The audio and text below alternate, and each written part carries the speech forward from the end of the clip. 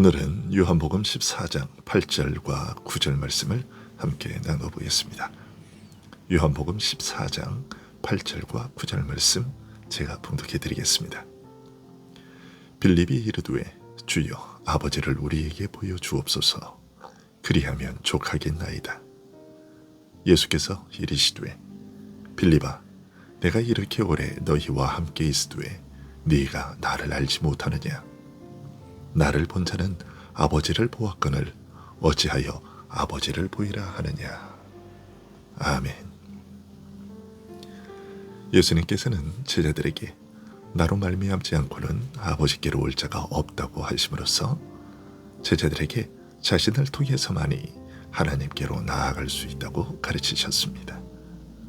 또한 이 말의 의미를 더욱 구체적으로 알려주시기를 너희가 나를 알았으므로 내 아버지도 알리라 하는 말씀으로 알려주셨습니다. 즉 자신을 통해서만이 하나님 아버지와 영적 교통과 사귐에 들어갈 수 있음을 가르쳐 주신 것입니다. 그리고 이어 말씀하시기를 너희는 이미 아버지를 보았다고 하셨습니다. 그런데 제자 중 한 명이었던 빌립은 예수님의 이 말씀이 도저히 이해가 되지 않았습니다. 나를 아는 자는 아버지를 알므로 너희는 이미 지금부터 아버지를 안다라고 하신 말씀도 알 듯 모를 듯한데 너희는 이미 아버지를 보았다라고 하시니 도대체 무엇을 두고 하신 말씀인지 짐작조차 할 수 없었습니다. 그래서 예수님께 아뢰기를 주여 아버지를 우리에게 보여주옵소서라고 요청했습니다. 오늘 말씀은 빌립의 이 요청에 나를 아는 것이 곧 아버지를 아는 것이요 나를 본 것은 곧 아버지를 본 것이다 라고 하신 말씀의 뜻을 자세히 풀어 설명해 주신 내용입니다. 빌립은 아버지를 보여주시면 족하겠나이다 라고 아뢰었는데 이에 예수님께서는 빌립아 내가 이렇게 오래 너희와 함께 있으되 네가 나를 알지 못하느냐. 나를 본 자는 아버지를 보았거늘 어찌하여 아버지를 보이라 하느냐라고 반문하셨습니다.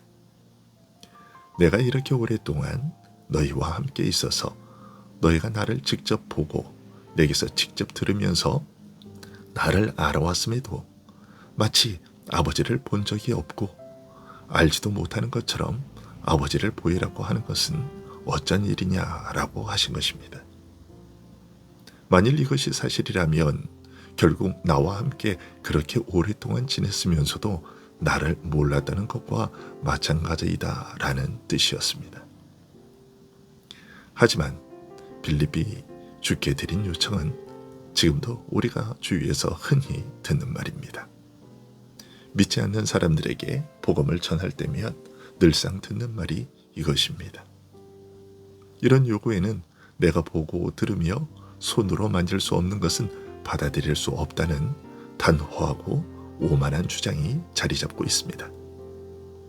특히 요즘처럼 자연과학이 제왕의 자리를 차지하고 있는 형편에서는 과학적 실증주의의 시험을 통과하지 못하는 것은 그 어떤 것이라도 거부하는 것이 옳다라고 여기기에 이런 요청은 당연한 것으로 취급될 수밖에 없습니다. 하지만 한 가지 기억해야 할 것은 인간이 경험할 수 있는 영역은 극히 제한되어 있다는 사실입니다. 우리가 감각하는 것 중 대표적인 것이 눈으로 보는 빛입니다. 하지만 인간은 그 빛 중에서도 일부밖에 보지 못합니다. 나머지는 있는지 없는지조차 모릅니다. 각종 도구들이 개발됨으로써 사람의 감각 영역이 크게 확대되기는 했지만 그래도 인간이 감각할 수 있는 영역은 매우 좁고 제한되어 있습니다. 이런 사실은 앞으로 과학이 아무리 발전했다 할지라도 마찬가지입니다. 사실이 이렇다면 과연 우리가 보고 감각하는 것이 전부인가라는 물음 앞에 과학은 분명히 아니다. 우리는 존재하는 것 중에서 극히 일부만을 경험하며 안다라고 겸손하게 대답해야만 합니다. 그런데도 우리의 경험 영역 밖에서 일어나는 일들, 즉 하나님의 뜻과 그가 행하시는 일에 대하여 말하는 우리를 두고서 내 눈으로 보고 내 귀로 듣고 내 손으로 만져본 것 외에는 믿지 못하겠다. 그런 것은 아예 존재하지 않는 것들이다 라고 주장하는 것은 인간에게 한계가 없다고 말하는 것과 같습니다. 사람이 인간의 감각을 초월하여 계시는 하나님, 곧 영이신 하나님을 어떻게 보겠다는 것입니까? 하나님께서는 계시지 않는 곳이 없지만 저들 자신이 볼 눈이 없고 들을 귀가 없어서 직접 보지 못하고 듣지 못하는 것일 뿐입니다. 하나님께서는 이런 인간을 위하여 만물을 통해 자신에 대해 명백하게 알리고 계셔서 그 소리가 온 천하에 충만하게 하셨습니다. 그럼에도 사람은 오히려 이것을 부인하거나 왜곡할 뿐입니다. 그렇다면 빌립이 예수님께 아버지를 보여달라고 요구한 것은 잘못된 것인가? 그런 것은 아닙니다. 왜냐하면 인간의 경험과 지식에 이런 제한을 두신 분이 바로 하나님이시기 때문입니다. 다만 우리가 경험하는 것이 전부가 아니며 무엇보다 모든 것의 근원이 하나님께 있음을 항상 의식해야 할 뿐입니다. 나는 매 순간 하나님을 힘입어 산다는 사실을 마음에 새겨야 하는 것입니다. 그래서 잠언은 모든 참된 지식은 하나님을 경외하는 데서부터 시작한다고 가르치는 것입니다. 인간은 어떤 피조물보다 고귀하게 지음받았지만 전지전능한 존재로 지음받은 것은 아닙니다.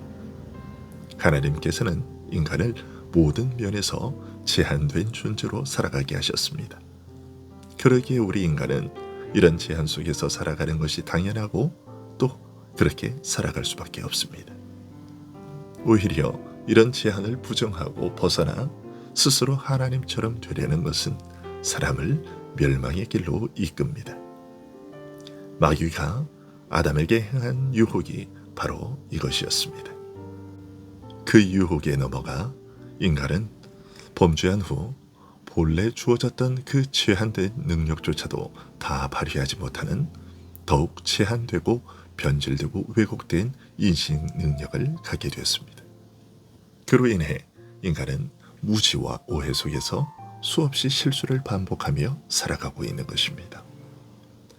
이렇게 살아가면서 도저히 이해할 수 없는 일을 겪게 될 경우 믿는 자는 불신자와는 달리 하나님을 향해 참되게 깨닫게 해주시기를 바라고 그래서 죄인의 무지와 한계를 극복하게 해주시기를 구합니다.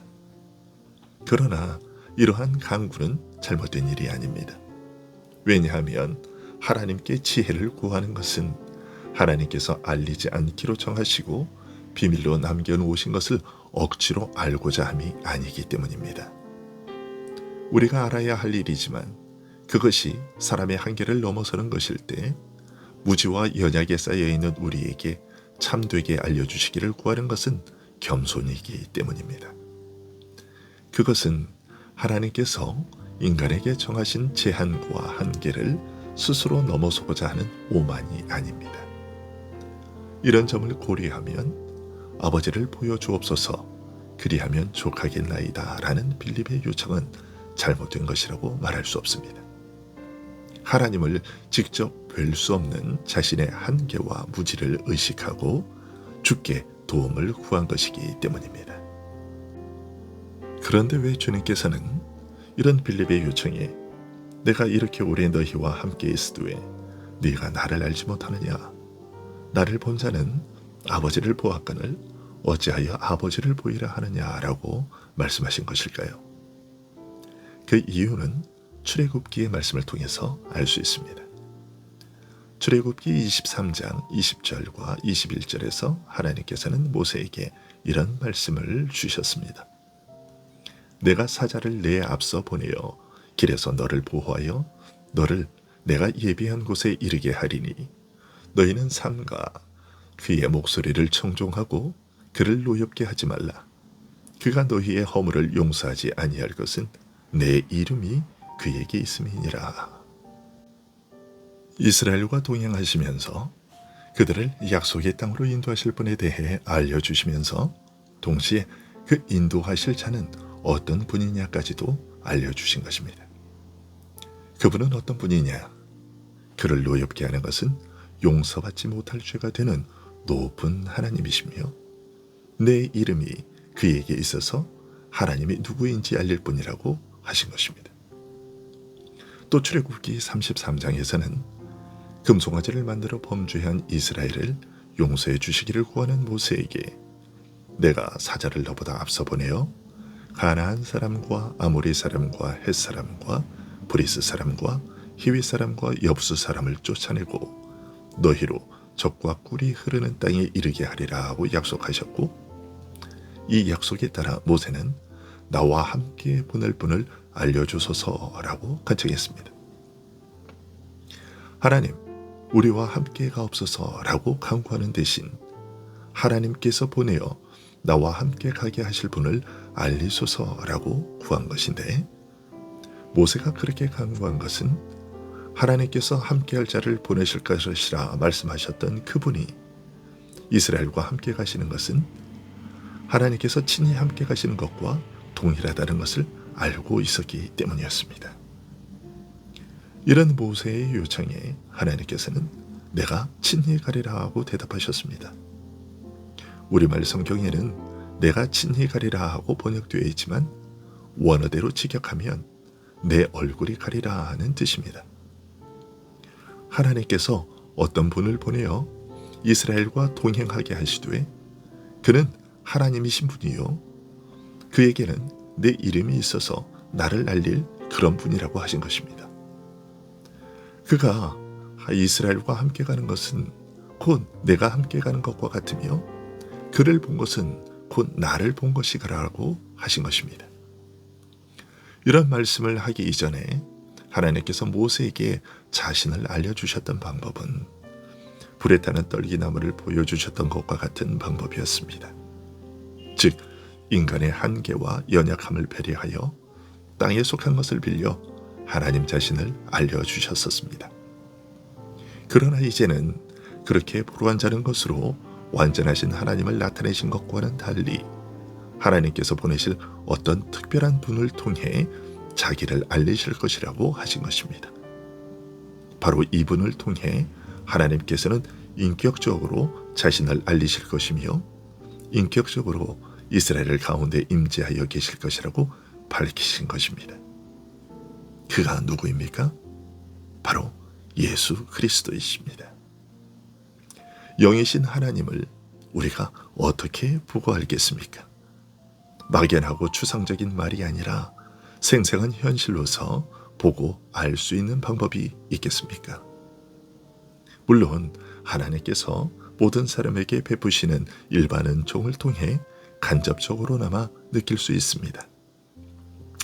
좀 더 나아가서는 과거 이스라엘에게 베푸셨던 은혜와 사랑의 역사를 통해 하나님은 어떤 분이시며 그의 사랑이 어떤 것인지 더 자세히 알 수도 있습니다. 그러나 보이지 않으시는 하나님께서 죄인을 사랑하신 그 특별한 사랑을 아들 이외에는 다른 어떤 것도 구체적이며 생생한 현실로 나타내 보일 수 없습니다. 제사와 여러 예표들로 보이셨지만 그것들은 생생한 현실과 실체로서가 아니라 희미한 그림자로 간접적으로 보여주신 것에 불과했습니다. 하나님께서는 오직 죄인을 위하여 아들을 죽음에 내어주신 십자가에서 죄인을 향한 그의 사랑을 가장 구체적으로 생생한 현실로 보여주셨습니다. 누구도 부인할 수 없을 만큼 확실하게 보여주신 이 사실에 대해 사도 바울은 하나님께서 우리에게 대한 자기의 사랑을 확증하셨느니라고 말했습니다. 사도 요한은 이미 요한복음을 시작하면서 이 사실을 알렸습니다. 요한복음 1장 18절에서 본래 하나님을 본 사람이 없으되 아버지 품속에 있는 독생하신 하나님이 나타내셨느니라는 말씀이 바로 그것입니다. 아무도 본 적이 없는 하나님을 아버지의 품속에 계신 아들께서 드러내어 알리셨다는 것입니다. 히브리서 1장 2절이 이 모든 날 마지막에는 아들을 통하여 우리에게 말씀하셨으니 라고 말하고 있는 것도 그렇습니다. 아들을 통하여 자기를 알리신 그 계시가 최후의 궁극적인 계시이며 완전한 계시라는 것입니다. 그래서 하나님을 알고자 하는 자는 예수 그리스도 외에 그 누구도 바라볼 필요가 없는 것입니다. 기도하겠습니다.